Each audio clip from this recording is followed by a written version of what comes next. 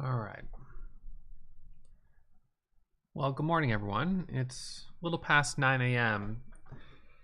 and I'm sitting here looking at gap scanners. We'll go over the watch list for this morning. Haven't taken any trades yet. Overall market, before we look at the gap scan, is gapping down. Gapped up yesterday, gapped back down today. So these overnight gaps are kind of tricky, but you know, that's the overall market. We're of course trading individual stocks, generally speaking, as day traders that have a reason to make a move. So I'm not gonna focus too much on the overall market, but just take a peek at it.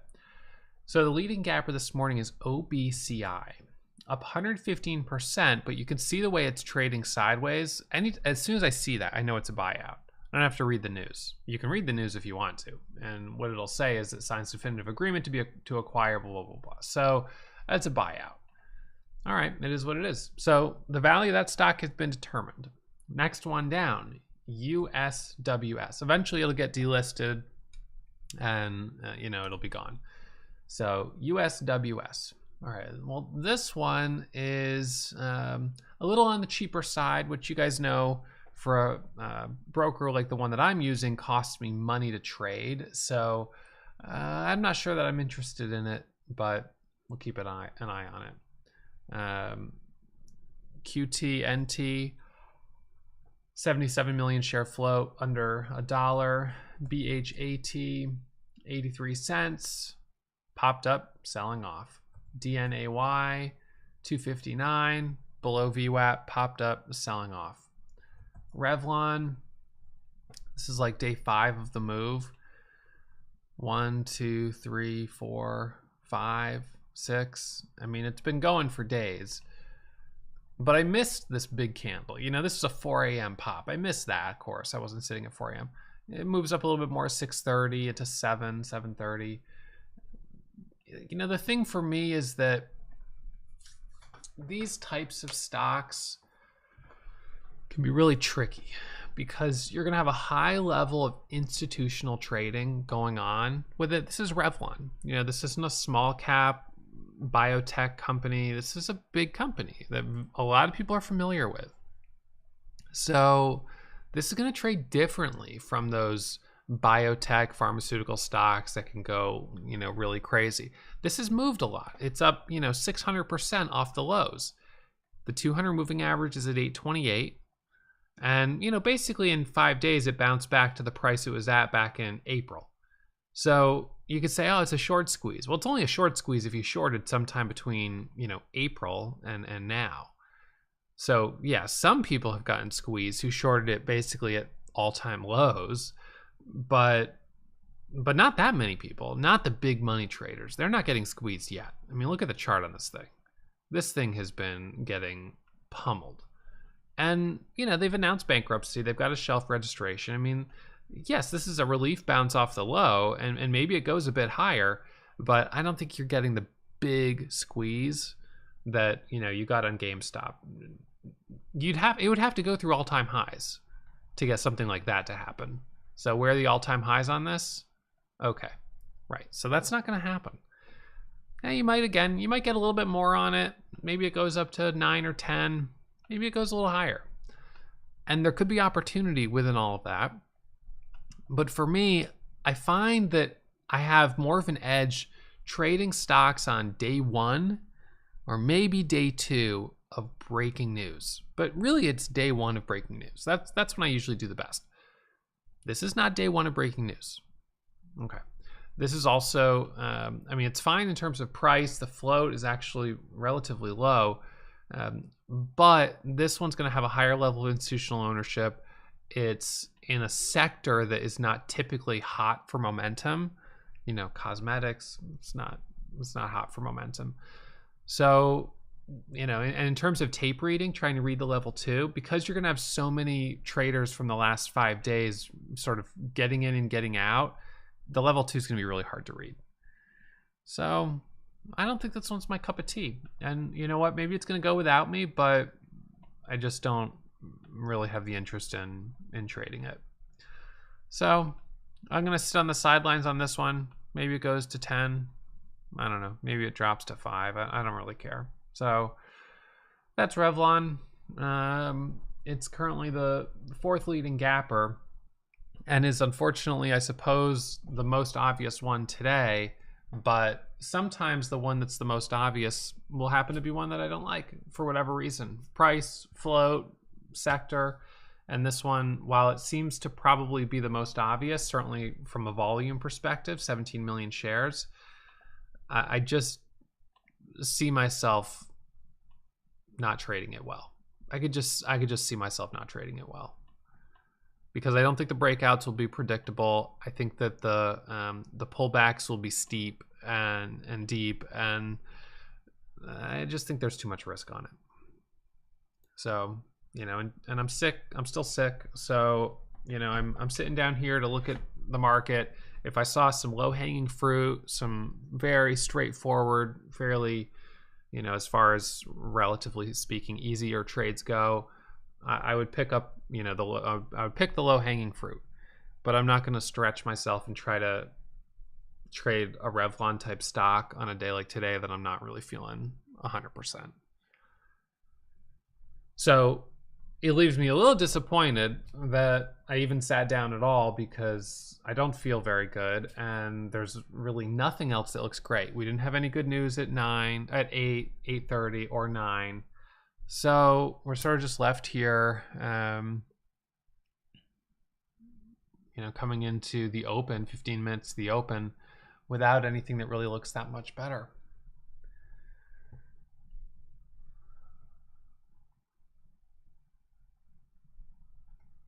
So this is the way it is sometimes. Could be hopeful that we have more opportunities later in the week.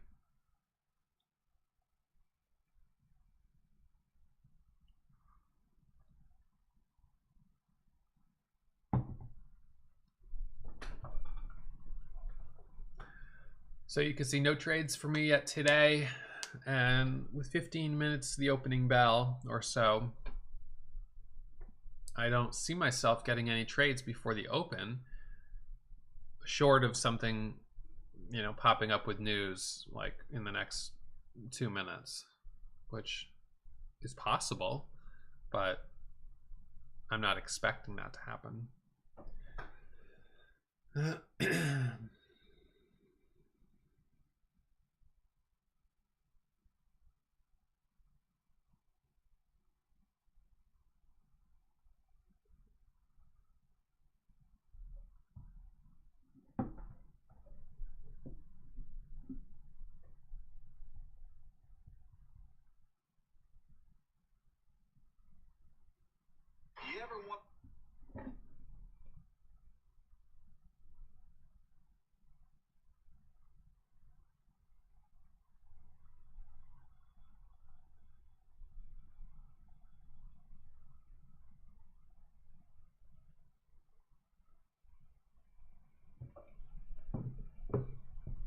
Yeah, 828 still not holding the 200 moving average. It's got to hold above it.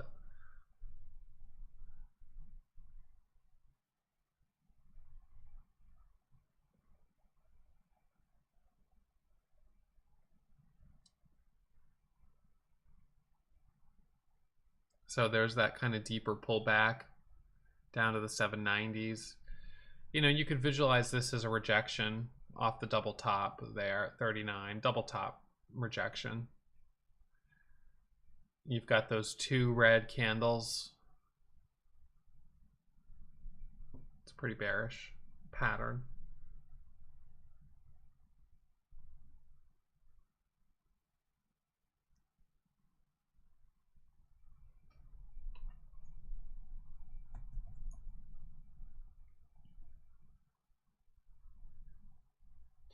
Some news on WKSP launching something with Walmart, but a storefront on Amazon, eBay, and Walmart. But I don't know if that's really significant. I mean, I could launch a storefront on Amazon and eBay, right? And Walmart Marketplace. That's not really a partnership. I'm just reading it right now, but you know, anyone can make a store, become a seller.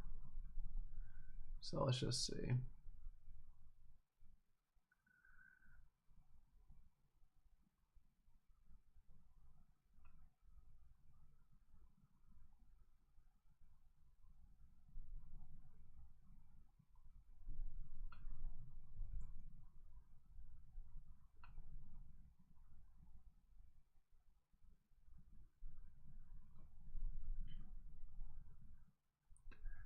Yeah.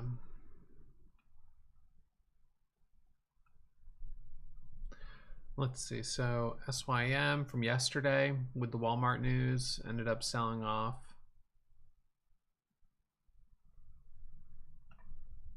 Yep. Maybe Carlo, but I don't want to try to guess it.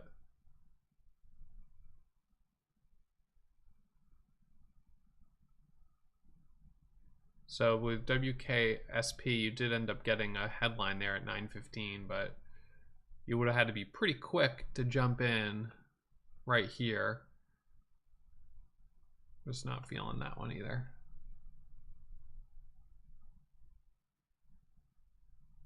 And this is important to know when to put the pedal to the metal and when to ease off the throttle.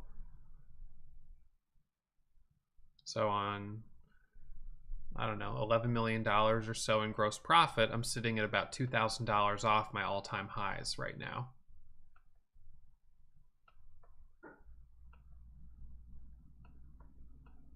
No reason to be super aggressive. I have settlement margin in my retirement account, but it's not with leverage. Reminder as always that trading is risky. My results are not typical, and most beginner traders lose money, so there's no guarantee you'll find success whether you learn from me or you trade on your own, so you should take it slow.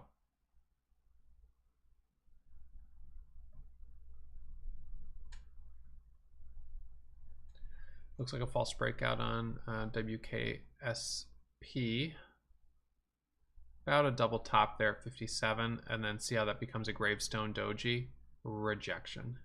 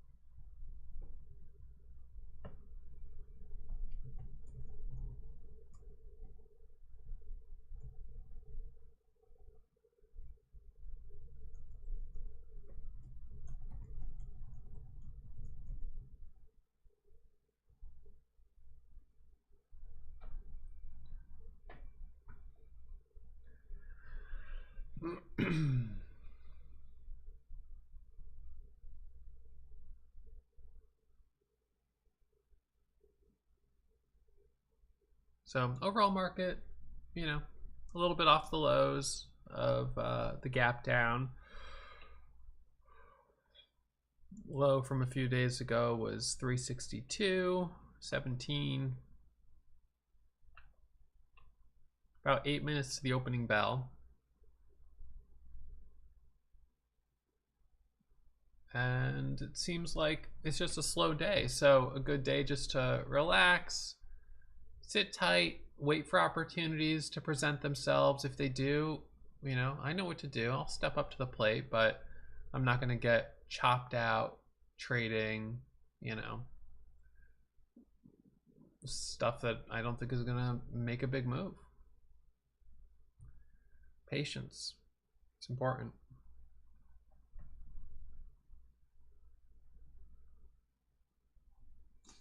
Revlon has the volume for sure,